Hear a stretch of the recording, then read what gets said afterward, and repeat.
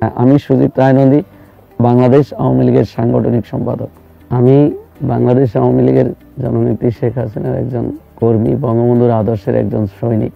আমি 1984 সালে যখন দশম শ্রেণীর ছাত্র, তখন আমি সেলিম দেলোয়ার হত্যার প্রতিবাদ করতে গিয়ে রাজনীতিতে আমার অভিষেক ঘটে। আমি সেই স্কুল জীবন থেকে ছাত্র রাজনীতি আমার শুরু।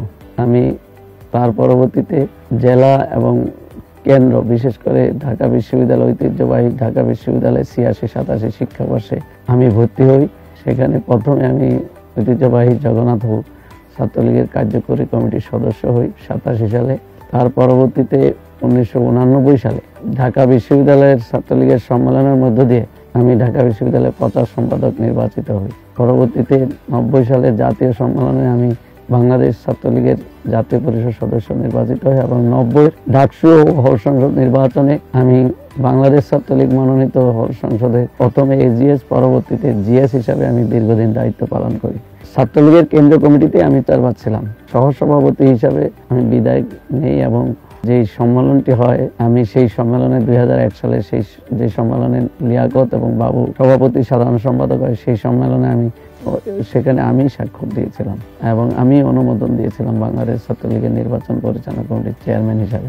আমি বাংলাদেশ আওয়ামী লীগের পরবর্তীতে নেত্রী 2003 সালের সম্মেলনে আমাদেরকে বাংলাদেশ আওয়ামী লীগের সহ সম্পাদক নির্বাচিত করেন। বর্তমানে পাঁচবার বাংলাদেশ আওয়ামী লীগের আমি থাকার সুযোগ হয়েছে কেন্দ্রীয় কমিটিতে। বর্তমানে আমি বাংলাদেশ আওয়ামী লীগের সাংগঠনিক সম্পাদক এবং বাংলাদেশ আওয়ামী লীগের সাংগঠনিক সম্পাদক হিসাবে আমি অত্যন্ত আনন্দিত এবং গর্বিত যে এই উপমহাদেশে একটি ঐতিহ্যবাহী সংগঠন বাংলাদেশ আওয়ামী লীগ, এই আওয়ামী লীগের আজকে একজন কর্মী হিসাবে আমি নিজেকে ধন্য মনে করছি এবং আমাদের এই ঐতিহ্যবাহী সংগঠনের যে ইতিহাস আছে, ঐতিহ্য আছে, আমাদের অর্জন আছে, আমাদের সফলতা আছে, আমাদের নেতা আছে। জননেত্রী শেখ হাসিনার নেতৃত্বে বাংলাদেশ আওয়ামী লীগ আজকে পাঁচবার ক্ষমতা যাওয়ার সুযোগ হয় এবং দেশ ও জাতির সেবায় জননেত্রী শেখ হাসিনা যে অনন্য দৃষ্টান্ত স্থাপন করেছেন তা মাইল ফলক হয়ে থাকবে। আমরা স্বৈরাচার বিরোধী আন্দোলন করেছি, বিশেষ করে 90 সালে আমরা এরশাদ বিরোধী আন্দোলন করেছি এবং সেখানে আমরা নির্যাতিত হয়েছি। আমি তখন ঐতিহ্যবাহী জগন্নাথ হল ছাত্র সংসদের জিএস ছিলাম এবং সেই এরশাদের সময় সেই কারফিউ জারি করা হয়েছিল। সেই প্রথমে আমরা 20 জন জগন্নাথ হল থেকে সেই কারফিউর বিরুদ্ধে মিছিল করে ঐতিহ্যবাহী শামচুনার হল হয়ে, টিএসসি হয়ে, ভিসির বাড়ি হয়ে আমরা সেই নীলক্ষেতের দিকে যখন যাওয়া শুরু করেছিলাম, সেই সময় বৃষ্টির মতো গুলি করা হয়েছিল। তখন সেই কারফিউ আমরা ভেঙে দিয়েছিলাম। 1995 সালে অসহযোগ আন্দোলন যখন শুরু হয়, প্রথমেই আমাদেরকে গ্রেপ্তার করা হয়। আমরা সেই জননেত্রী শেখ হাসিনার নেতৃত্বে আমরা বাংলার মানুষের ভাতের অধিকার এবং ভোটের অধিকারের দাবিতে আমরা দীর্ঘদিন রাজপথে লড়াই সংগ্রাম করেছিলাম। এই সংগঠন করার কারণে আমরা দীর্ঘদিন যে চড়াই উতরাই পেরিয়ে প্রতিকূল অবস্থা ফেস করে জননেত্রী শেখ হাসিনার নেতৃত্বে, বাংলাদেশ আওয়ামী লীগের নেতৃত্বে যে পাঁচবার যে ক্ষমতা যাওয়ার সুযোগ হয়েছে, সেটা আজকে এই দেশ ও জাতির জন্য যে আমি মনে করি যে এটা একটা বিরাট আশীর্বাদ, দেশের জন্য আশীর্বাদ, জাতির জন্য আশীর্বাদ এবং বাংলার মানুষের জন্য আশীর্বাদ। 1981 সালের 17 মে জননেত্রী শেখ হাসিনার স্বদেশ প্রত্যাবর্তনের মধ্য দিয়ে বাংলাদেশ ঘুরে দাঁড়িয়েছিল এবং জননেত্রী শেখ হাসিনা 81 সালে স্বদেশ প্রত্যাবর্তনের মধ্য দিয়ে এই বাংলাদেশ আওয়ামী লীগকে সুসংগঠিত করেছিলেন।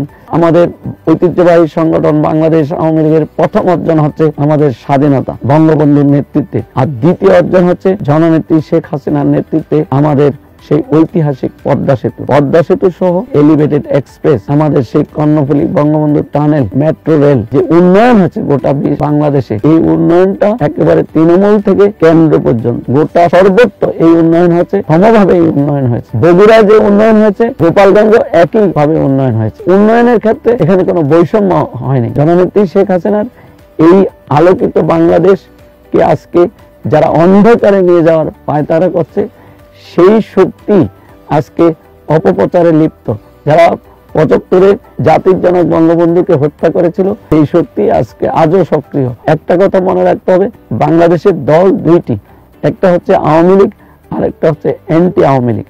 অ্যান্টি আওয়ামী লীগরা সবসময় তারা প্রতিহিংসা পরায়ণ, তারা যে উন্নয়ন হয়েছে, যে অগ্রগতি হয়েছে, সেটা তাদের চোখে পড়ে না। তারা সত্যকে সত্য বলতে জানে না, তারা বিরোধিতার খাতিরে বিরোধিতা করে যাচ্ছে। আজকে জননেত্রী শেখ হাসিনার নেতৃত্বে বর্তমান গণতান্ত্রিক সরকার দুর্নীতির বিরুদ্ধে, সন্ত্রাসের বিরুদ্ধে, চাঁদাবাজির বিরুদ্ধে এবং সাম্প্রদায়িকতার বিরুদ্ধে, ইপটিজিং এর বিরুদ্ধে, জঙ্গিবাদের বিরুদ্ধে জিরো টলারেন্স নীতি ঘোষণা করেছেন। এবং আজকে জঙ্গিবাদ, সন্ত্রাস, সাম্প্রদায়িকতা নিয়ন্ত্রণে রয়েছে।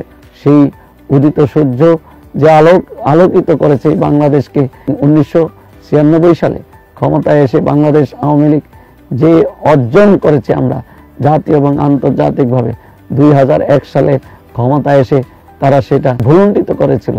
এবং তারা সর্বক্ষেত্রে প্রতিহিংসা পরায়ণ হয়ে তারা যেভাবে দেশ পরিচালিত করেছিল, তাদের একটাই লক্ষ্য ছিল আমাদের স্বাধীনতাকে ব্যর্থ করে দেওয়া, আওয়ামী লীগকে নিশ্চিহ্ন করে দেওয়া এবং আওয়ামী লীগকে কর্মশূন্য করা এবং বঙ্গবন্ধুর নাম মুছে ফেলা।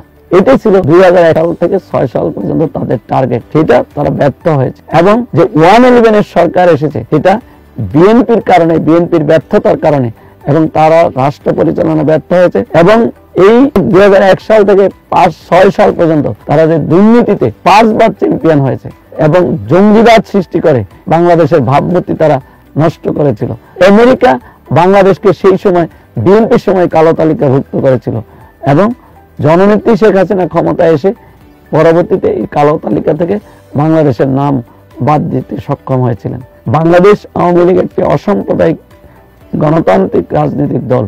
বাংলাদেশ আওয়ামী লীগ সবসময় অশুভ শক্তির বিরুদ্ধে লড়াই করে আসছে, সংগ্রাম করে আসছে। এবং আমি আবারও বলবো যে আমাদের ইতিহাস আছে, আমাদের ঐতিহ্য আছে, আমাদের অর্জন আছে, আমাদের সফলতা আছে, আমাদের নেতা আছে। জননেত্রী শেখ হাসিনার নেতৃত্বে আমরা এগিয়ে যাচ্ছি, আমরা এগিয়ে যাব। এবং জননেত্রী শেখ হাসিনা শুধু বাংলার নেতা নয়, গোটা বিশ্বকে নেতৃত্ব দেওয়ার যোগ্যতা রাখে। এটা আমার কথা নয়। আজ থেকে 23 বছর পূর্বে নেদারল্যান্ডের হেগে শান্তি সম্মেলন হয়েছিল। জাতিসংঘের সাবেক মহাসচিব কোফি আনান বলেছিলেন, জননেত্রী শেখ হাসিনা শুধু বাংলার নেত্রী নন, গোটা বিশ্বকে নেতৃত্ব দেওয়ার যোগ্যতা রাখে। সেটা প্রমাণিত হয়েছে। তাকে বিশ্বের বিভিন্ন বিশ্ববিদ্যালয় থেকে তাকে সম্মানসূচক ডক্টরেট ডিগ্রি দেওয়া হয়েছে এবং জাতিসংঘের বিভিন্ন সংস্থা থেকে তাকে যে অ্যাওয়ার্ডে ভূষিত করা হয়েছে, সেই জন্য আমরা গর্বিত। আমরা সেটা আমাদেরকে ধন্য করেছে। শুধু তাই নয়, যে কোভিড মহামারী উন্নত দেশগুলো এই করোনা মোকাবেলায় হিমশিম খাচ্ছিল এবং আমরা উন্নয়নশীল দেশ, জননেত্রী শেখ হাসিনার যোগ্যতা, দক্ষতা, মেধা, রাজনৈতিক দূরদর্শিতার কারণে আমরা প্রতিকূল অবস্থায় থাকা সত্ত্বেও আমরা এই করোনা মহামারীকে আমরা সহনশীল পর্যায়ে রাখতে সক্ষম হয়েছি। সবচেয়ে বড় বিষয় হচ্ছে যে উন্নত দেশগুলো যখন কোভিডের ভ্যাকসিন দেওয়া শুরু করতে পারে না, সেই সময় সঠিক সময় এবং বিনামূল্যে এই করোনার ভ্যাকসিন জননেত্রী শেখ হাসিনা দেওয়ার ব্যবস্থা করেছেন। জননেত্রী শেখ হাসিনার নেতৃত্বে এই করোনা মহামারী মোকাবেলায় আমরা বিশ্বে 5ম স্থান অধিকার করেছি এবং এশিয়াতে 1ম স্থান অধিকার করেছি। এটা আমাদের জন্য অনেক গর্বের, অনেক অহংকারের। আমাদের এই 75তম প্রতিষ্ঠা বার্ষিকীতে আমাদের শপথ হোক, আমরা জননেত্রী শেখ হাসিনার নেতৃত্বে আমরা এই বাংলাদেশকে এগিয়ে নিয়ে যাব এবং জঙ্গিবাদ, সন্ত্রাস, সাম্প্রদায়িকতাকে চিরতরে নির্মূল করে এবং দুর্নীতিকে চিরতরে নির্মূল করে আমরা সুশাসন প্রতিষ্ঠিত করব এবং আমরা সত্য ন্যায় প্রতিষ্ঠার জন্য নিজেদেরকে নিরলসভাবে আমরা কাজ করে যাব। এই বাংলাদেশ জননেত্রী শেখ হাসিনার নেতৃত্বে ডিজিটাল বাংলাদেশের পথ পেরিয়ে আমরা স্মার্ট বাংলাদেশ গড়ার অভিযাত্রী হিসাবে আমরা এগিয়ে যাচ্ছি। আগামী দিনে জননেত্রী শেখ হাসিনার নেতৃত্বে স্মার্ট বাংলাদেশ গড়ব। আমি যাবার বেলায় আবারও বলে যাচ্ছি, এই বাংলাদেশে যা কিছু সত্য, যা কিছু সুন্দর, যা কিছু সোনালী অর্জন আওয়ামী লীগের নেতৃত্বে অর্জিত হয়েছে। তাই সারা বাংলায় স্লোগান উঠেছে, আওয়ামী লীগই পারে, আওয়ামী লীগই পারবে, শেখ হাসিনাই পারে, শেখ হাসিনাই পারবে। আপনাদের সবাইকে অনেক অনেক ধন্যবাদ। ভালো থাকবেন, সুস্থ থাকবেন। জয় বাংলা, জয় বঙ্গবন্ধু। বাংলাদেশ চিরজীবী হোক। জয় হোক বাংলাদেশ আওয়ামী লীগের।